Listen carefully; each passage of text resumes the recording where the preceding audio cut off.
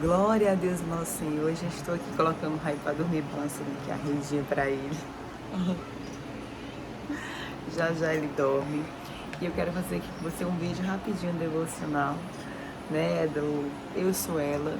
Compartilhar com você algumas coisas interessantes que tem aqui para o nosso dia de hoje. Bom, a primeira coisa que eu quero compartilhar com você é que Deus, ele não se importa com um tipo específico de pecado. Porque assim, se Deus fosse específico em relação a pecados, ele teria pontuado, olha, é o seguinte, se você pecar isso aqui, significa isso. Se você pecar naquilo, significa aquilo. Então assim, Deus ele não quer saber qual o seu tipo de pecado. O mais importante é o confessar os seus pecados ao Senhor. É você se arrepender deles, independente de qual pecado seja. Né? Porque às vezes a pessoa fica...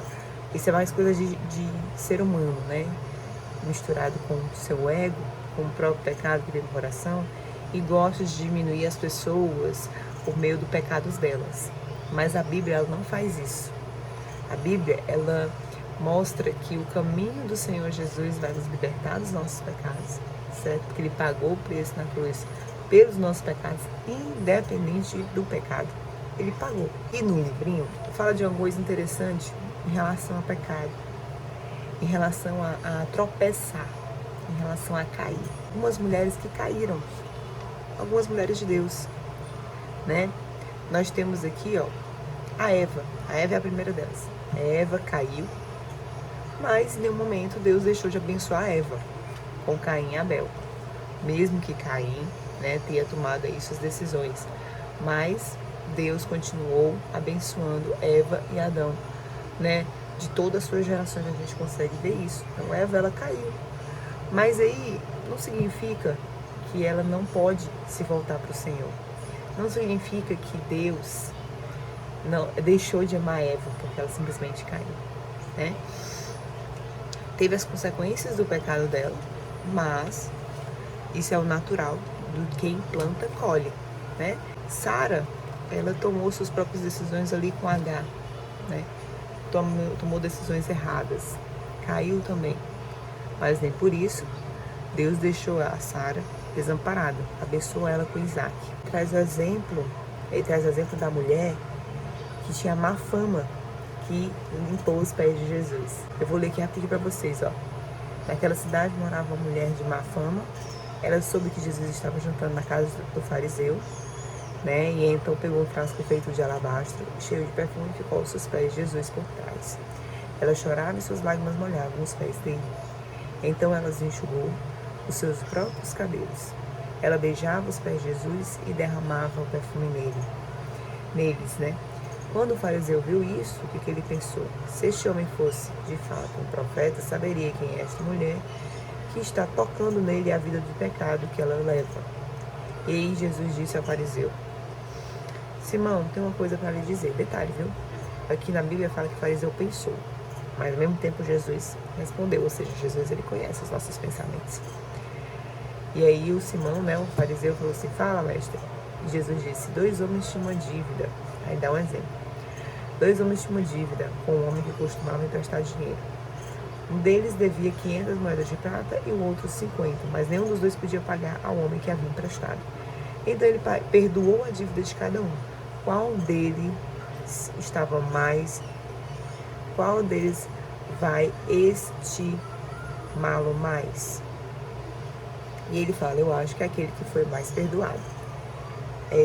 Você está certo, disse Jesus. Então Jesus, ele traz o pensamento de Simão, levou Jesus a ensinar mais uma vez sobre o perdão. O que acontece? Naquele momento, vamos entender o contexto, naquele momento a mulher estava limpando os pés de Jesus. E o fariseu, ó, se Jesus soubesse que essa mulher aí, tocando nele. Mas aí Jesus, ele trouxe uma reflexão ao fariseu. Olha que interessante. Ele falou: olha, então o que acontece? Se tem um cara que está devendo 50 e outro está devendo 500, os dois estão perdoados, certo? Pelo o cara do dinheiro, né? Perdoar as dívidas. Quem foi mais perdoado? Quem saiu ganhando aí? Quem estava devendo 500, né? Porque ele estava devendo muito mais. E aí que está o ponto. E aí que Jesus fala, ó, mas onde pouco é perdoado, pouco amor é mostrado. Então, onde tem muito perdão, olha que interessante, onde tem muito perdão, muito é amado. Então, às vezes a gente quer medir o nosso relacionamento com Deus com o nível de pecado da gente, né? É algo natural do ser humano. Mas não é assim que a Bíblia funciona. A palavra de Deus, ela mostra que a gente mede o quanto que a gente se aproxima de Deus, o quanto que a gente é amado por Deus e o quanto estamos em íntimo com Deus, é o quanto a gente pede perdão. Olha que interessante. Não é enquanto a gente não peca, porque pecar a gente sempre vai pecar, mas é quando a gente pede perdão. Porque quanto mais a gente pede perdão, quanto mais somos perdoados, mais somos amados. E aí que está o ponto. Esse pedir perdão é o que vai diminuir o nosso ego, é o que vai diminuir a nossa avareza, a nossa ira, né? É ele que vai trazer os frutos do Espírito Santo, vai trazer a mansidão, a paz, a alegria, a bondade. Então, assim, o perdão é o melhor caminho que a gente pode fazer para viver o caminho do Senhor. Mas é que tá, o perdão é aquele perdão, gente, de confessar, de, poxa, Senhor, eu pequei, me perdoe, eu não devia ter feito isso. É aquela sensação de arrependimento mesmo. O negócio que hoje a pessoa vai falar, oh, Senhor, perdão meus pecados e conduz a vida eterna, amém. Mas aí ela não tem consciência dos pecados dela. Ela vai pedindo perdão por si só, ali no automático, e não tem aquele quebrantamento como esta mulher. Ela se quebrantou aos pés de Jesus. Eu tenho que pedir perdão a Deus, eu tenho que buscar o perdão ao Senhor, mas tem que ser aquele perdão de verdade. Não adianta você pedir perdão pelos pecados que você não conhece, porque esses pecados que você não conhece, como é que você vai tentar ter um forjar de caráter deles se você nem os reconhece? Por isso que o processo da vida cristã é um processo longo, é uma vida, né? Por quê? Porque na medida que a gente vai crescendo com Cristo, a gente vai entendendo, opa, eu estou pecando aqui, eu não devia ter feito aquilo, na medida que a gente vai crescendo. E esse processo não é para ser um processo de culpa, porque é isso que Satanás quer, é para ser um processo de perdão constante. Ô Senhor, perdão, eu não devia ter feito isso. Eu vou mudar. E assim você começa o processo. Um grauzinho de cada vez. Agora, o que acontece? Por que Satanás está ganhando muitas vezes na nossa vida? Porque quando a gente olha o pecado, a gente se culpa. E é isso que ele quer. Ele gosta. A culpa. E aí, quando vem a culpa, como é que eu vou pedir perdão? Se eu me vejo culpada, eu sou culpada. Eu só estou esperando julgamento. E não é assim que a Bíblia faz. Não é assim que a palavra de Deus nos mostra como tem que ser. A gente tem que, opa, pequei. Perdão, Senhor. Eu não sou culpada, mas pelo contrário, eu busco perdão, porque Jesus já foi por mim na cruz. Então eu não sou culpada, porque ele já foi por mim na cruz. Como é que eu sou culpada se o julgamento já foi feito? Como é que eu vou esperar um julgamento pela minha culpa se ele já foi feito? Ele já foi consumado. Então, é um processo que a gente tem que ter muita consciência. Por isso que a vida cristã não é aquela vida de emoções afloradas no meio de um louvor. É uma vida de constante perdão em espírito e em verdade, né? É assim que a gente vive a palavra, em espírito e em verdade. Conhecendo do que nós somos capazes, vemos do que nós fazemos, e pedindo perdão e se confessando ao Senhor. Se for preciso, confesse a alguém. Jesus fala isso também. Muitas vezes eu faço isso com meu marido. Quando eu erro com os meus filhos. Amor, você não sabe o que eu fiz. Você acredita? Eu estava aqui olhando o Leon, trocando a fralda dele e sem querer eu machuquei e arranhei ele. Amor, você não sabe o que eu fiz. O meu confessionário do meu marido. Amor, eu devia ter feito isso, mas eu fiz aquilo. Olha o que foi que eu fiz. E eu confesso, ela é uma confissão, gente. E meu marido falando, nossa, amor, temos que ter mais atenção. Nossa, amor, é mesmo. Cuidado, né? Então assim, e ele faz isso comigo, a gente tem essa troca constante.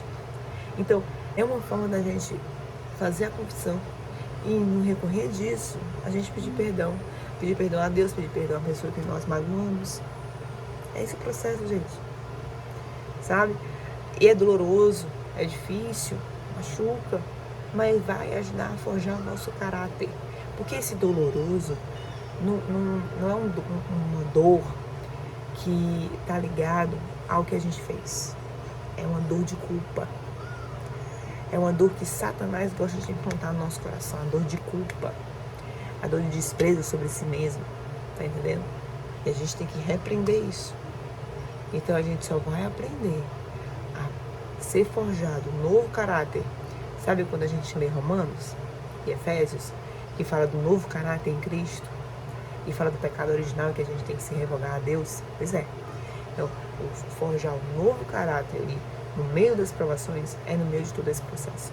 Então, esse é o devocional de hoje. E para finalizar esse devocional, João capítulo 11, versículo 20 ao 27, fala que as pessoas que buscam a Deus, as pessoas que são de Deus, elas vivem na esperança do futuro que Jesus prometeu. Ou seja, aqui nesse versículo, Marta estava indo se encontrar com Jesus porque Lázaro tinha morrido. E aí ela falou, olha, se você estivesse aqui, se o senhor estivesse aqui, ele não teria morrido. E aí o que Jesus fala? Eu sou a ressurreição e a vida. Quem crê em mim, ainda que morra, viverá. E quem vive e crê em mim, nunca morrerá. Você acredita nisso? E ela, sim, Senhor. E aqui é a promessa de Jesus na nossa vida. Nós que cremos em Jesus, que é a própria ressurreição, que é a própria vida, teremos uma vida eterna. Se nós cremos nele, nós nunca morreremos. Quem vive e crê nele nunca morrerá. É interessante isso, porque Jesus aí fala, quem vive e quem crê. Entende? Quem vive, quem crê. Não basta só crer, tem que viver. Para poder viver a vida eterna. Então todo esse processo, gente, de busca de perdão é o que vai nos forjar para o caráter de Cristo e vai nos levar e voltar para o Senhor. Amém? E cada vez mais sermos quebrantados, aí sim significa que somos filhos de Deus. Que a graça e a comunhão do Espírito Santo estejam contigo hoje sempre. Fazendo devocional com vocês, me dormiu. Oh, glória. Agora eu vou varrer a casa. Fiquem com Deus.